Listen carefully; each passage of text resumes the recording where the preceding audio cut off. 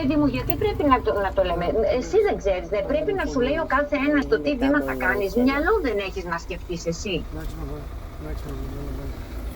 Έλα, γεια.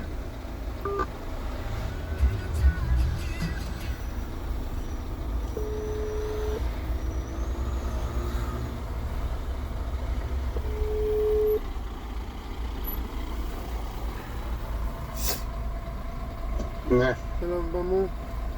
Έλα. Καλημέρα. Σήμερα θέλω, επειδή έχω κάνει κάποιες αλλαγές, Καλημέρα. θέλω να διεκδικήσεις τα λεφτά μας από το πόρτο. Vamos Αυτή hacia τη el φορά θα hotel τα ahora. διεκδικήσεις όμως. Αλλιώς θα πάω το βράδυ εγώ και θα τα πάρω τα λεφτά. Τι έγινε τώρα, θα μου Λοιπόν, πεις? θα στα πω. Εγώ προκειμένου, αυτή τη στιγμή μόνο θα σου πω ότι το transfer, πήρα κάποια transfer πίσω από πελάτες, από το Welcome, γιατί είμαι τόσο μπροστά.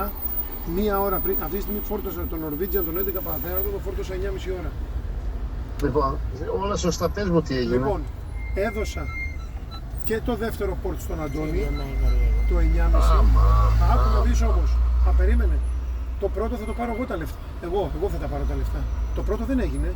Δεν δέχτηκαν οι πελάτες να μπουν στο αμάξι του Αντώνη, γιατί λέει δεν έχουμε κλείσει ποτέ transfer με το πόρτ.